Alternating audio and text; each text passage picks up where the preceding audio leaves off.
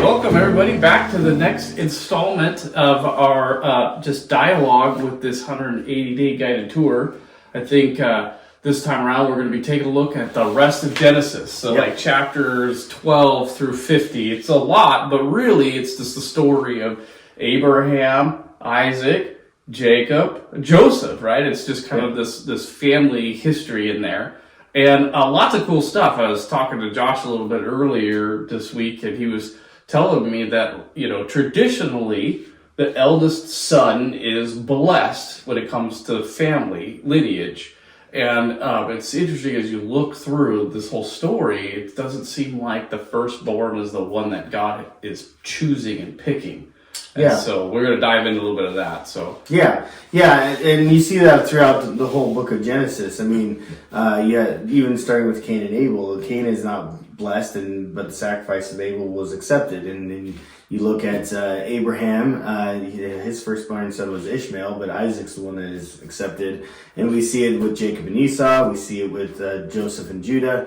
So all throughout Genesis, the firstborn receiving the blessing doesn't actually happen. Yeah, I don't know if even Abraham was necessarily the firstborn of his family, right? God called Abraham from his family, and he talks about his brothers and uncles and stuff like that. And I don't know where he fell in the line of his family. And I heard somebody say one time they're kind of joking, but they're like, God calls. We don't know how many people God called before Abraham said yes. It could have taken a couple thousand years before we finally get Abraham.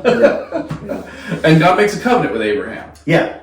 And part of that covenant, is fulfilled through Joseph, it's fulfilled through Judah, but a lot of it is also fulfilled through Christ. So, and part of that promise is that Abraham's descendants would be as numerous as the stars in the sky.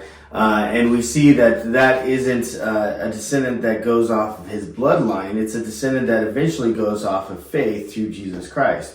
That all who are in faith in Jesus Christ are adopted sons and daughters into the family of Christ. And since Christ is a descendant of Abraham, we then become adopted sons and daughters into the family of Abraham and become as numerous as the stars in the sky. So if you look at today's population, we have 8 billion people in the world, and 2.2 billion of those people are Christians. So we have 2.2 billion that are through that are descendants through Abraham through faith in Jesus Christ. But if you look at the Jewish and the Jewish descendants and the descendants of Ishmael, the Islam, there's only about 500 million bloodline from Abraham that we can see. So we see that the promise is really fulfilled through Jesus Christ and his faith. Something was interesting that just triggered my mind when you were talking about the descendants was, when Jesus was born, they very clearly lay out his descendancy. And I remember studying that a little bit, and there's cultures from all around the world, they have this huge focus on how far back does your lineage go? How far does your line go? And, we can trace through Jesus to Abraham to Noah all the way back to Adam and Eve. It's one of the longest running genealogies that exists. But it was just kind of interesting that when we come around to Jesus' time, it was almost like an announcement. This was Jesus, the son of, almost like a court announcement for him that he had this genealogy and lineage to back up his heritage. And they still track that. There are still pieces of the Jewish community that trace their bloodlines back to certain priests and all the way back to, to the beginning of time. And the other part of the Abrahamic covenant is there's this prophecy in there that we kind of overlook a lot. But this prophecy that Abraham's descendants will be taken into captivity for 400 years into a foreign nation. And that really is then how we go from Abraham to Isaac and Jacob, and then eventually to Joseph and Judah, and which is the link between the descendants of Abraham and then Moses. So through Joseph and Judah, Judah is the one that comes up with the idea to sell Joseph into slavery into Egypt. And 400 years after that takes place, God calls Moses to free the Israelites from Egypt. And so through that captivity in Egypt and the Moses story, we again see the prophecy of Abraham being fulfilled. I was thinking of something as you were saying that, and I was thinking maybe a couple of reasons why maybe we kind of overlook this prophecy of captivities.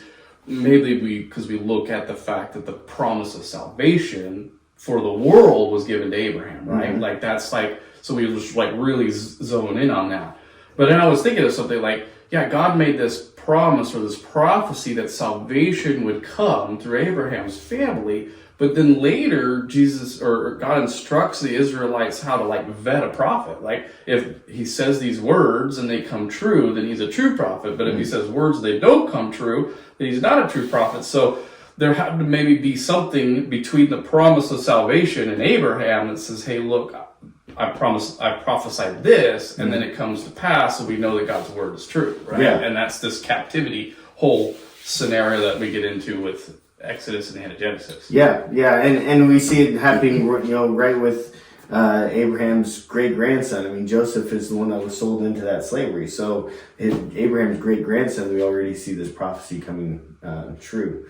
And it's also interesting because Joseph and Judah, we look at the book or the story, the narrative of Joseph, and we really focus on Joseph. But the reality is that Joseph and Judah are actually both the main characters of that narrative. That it's a story about both of them.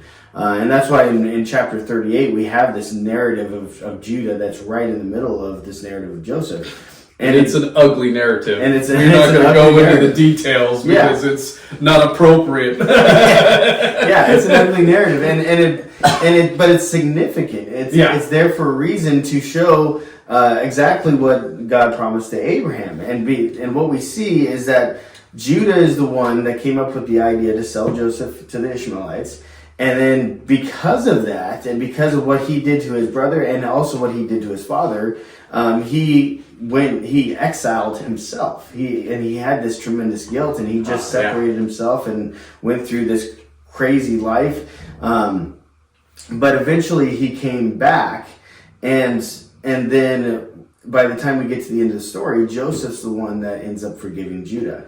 And so what we see here is this hinting of salvation, because really Joseph is taking on a characteristic of Christ, and Judah is demonstrating the sinful nature of humanity. And what we have is this idea that we have sold God's creation into slavery, but eventually God's going to come down and save us, forgive us for what we did to God. And through that, we're going to have salvation and forgiveness of sin. Yeah, I mean, Joseph's a beautiful story of that. Joseph's a type of Christ and what to expect to come.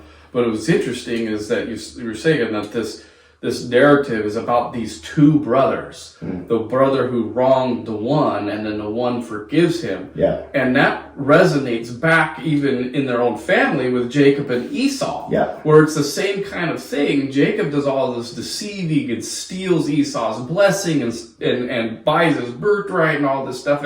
But then we see Esau playing almost a Joseph role in that story. Yeah. Yeah, when they meet, when Jacob and Esau meet on the road, I think they're going to Egypt. Jacob is concerned about meeting his brother. He's concerned that his brother is going to kill him or have anger with him, and Esau comes and forgives him.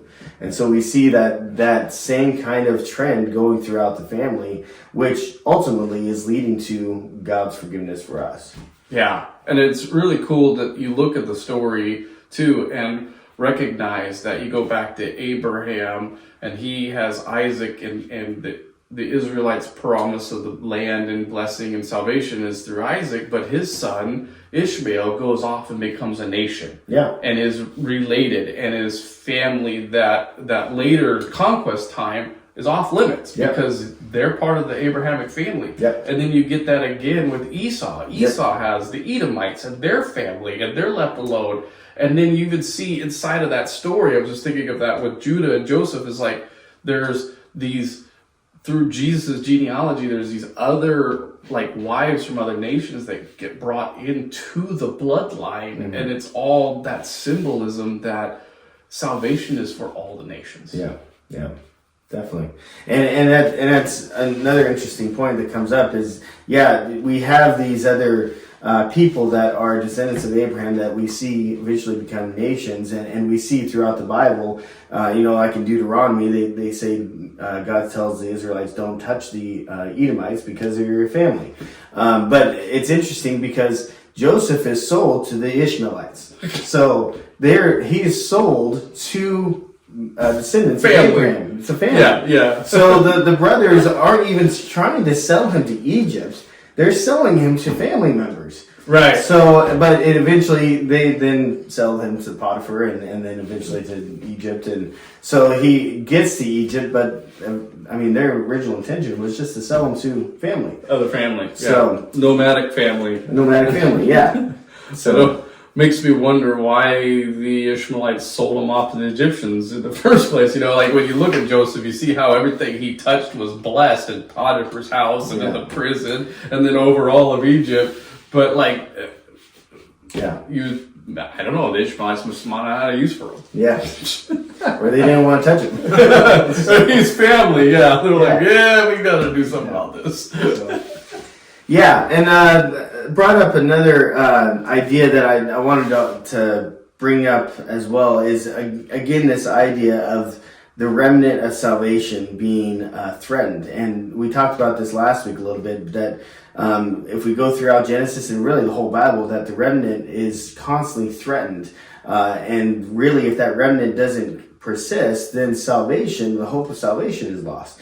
And this, again, is a story of Joseph being sold into slavery, which he's one of the 12 tribes of Israel that must exist. And then Judah exiles himself and goes on this self-destructive path. And so if through this act of selling Joseph into slavery destroys Joseph and it destroys Judah, the remnant of that promise is destroyed, and then the hope of salvation is lost. Oh, yeah, and then you see, like Benjamin's father, like how adamant he is that his youngest and favorite son or whatever does not leave the shelter of his wing because he's so paranoid that something bad is going to happen to Joseph's brother Benjamin, because he believed for the longest time that Joseph was murdered. Or killed by wild beasts, not murdered. But and so you see them like holding on to Benjamin, and when he finally lets go, that's almost when the blessing then proceeds from that. He let go of Benjamin, surrendered Benjamin, trusted him over to the Lord to take care of, and that's when Joseph begins to reveal himself back to his family and forgets his family. And then they're all reunited in a grand celebration. And I love that how Genesis closes there with really the idea that Egypt looks at them and says, you guys are favored. You can pick the choicest land in all of Egypt to settle. Who king gives over the best land to foreigners? And he gave it to them. It was a really special moment in history. So we have the hope of salvation being threatened by the remnant of that promise being destroyed, and then we see a tremendous blessing from God, but within 400 years it's all forgotten. There's slavery again. But hey, they still had the choice land, right? But then we see God's promise again, and he continues to save that remnant for the promise to come.